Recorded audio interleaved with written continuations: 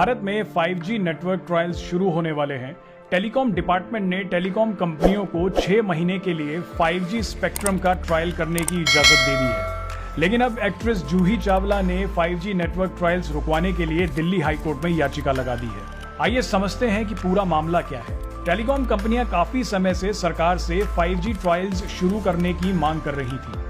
सरकार ने इन कंपनियों की मांग स्वीकार कर ली है और कहा है कि इन कंपनियों को गांव, कस्बे और शहरों के स्तर पर 5G टेक्नोलॉजी ट्रायल करना होगा। ये ट्रायल सिर्फ शहरी क्षेत्रों तक सीमित नहीं होंगे। देश में भारती एयरटेल, रिलायंस जियो, वोडाफोन आइडिया और MTNL जैसी कंपनियां इन ट्रायल्स का हिस्सा हैं। इन कंपनियों ने 5G उपकरण के लिए एरिक्सन, नोकिया, सैमसंग और C-Dot जैसी कंपनियों के साथ टाई अप किया है। इनमें से कोई भी कंपनी चीनी कंपनियों की तकनीक का इस्तेमाल नहीं कर रही है। 4G के मुकाबले 5G इंटरनेट की स्पीड 100 गुना ज्यादा होती है। 5G टेक्नोलॉजी केवल मोबाइल इंटरनेट स्पीड को तेज करने के लिए नहीं है, बल्कि इस टेक्नोलॉजी के आने के बाद ऑटोनोमस व्हीकल, वर्चुअल रियलिटी और इंटरनेट ऑफ थिंग्स जैसी चीजें आम हो जाएंगी। एक्ट्रेस जूही चावला ने दावा किया है कि अगर टेलीकॉम कंपनियों को 5G नेटवर्क स्थापित करने की इजाजत दे दी गई तो धरती पर कोई भी इंसान, जानवर, पक्षी और पौधे इसके रेडिएशन से अछूते नहीं रह पाएंगे। जूही का यह भी कहना है कि 5G के आने के बाद इंटरनेट की स्पीड के साथ रेडिएशन भी 100 गुना बढ़ जाएगी।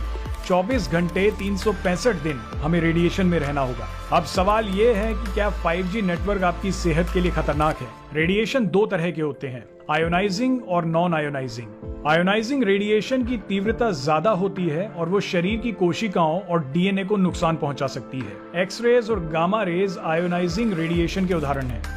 ज्यादा एक्सरे कराना या धूप में लंबे समय तक बैठना आपके शरीर को नुकसान पहुंचा सकता है। नॉन आयोनाइजिंग रेडिएशन में इतनी ताकत नहीं होती कि वो शरीर पर बुरा असर डाले, जैसे FM waves, radio waves, short waves. इनका इस्तेमाल टीवी सिग्नल्स, सेलफोन, 4G और 5G में किया जाता है। अमेरिकन कैंसर सोसाइटी ने रेडियो वेव्स पर लंबे समय तक की गई एक स्टडी में पाया कि इनका इंसानों पर कोई बुरा प्रभाव नहीं पड़ता। वैसे आपको बता दें कि सरकार ने 5G टेस्टिंग की शुरुआत की मंजूरी दी है, तो उसके बाद से ही 5G नेटवर्क के बारे में गलत सूचना और फर्जी खबरें वायरल होने लगी हैं। बोला गया कि 5G तरंगों की वजह से पक्षी मर रहे हैं, चीजों को छूने में करंट लगता है।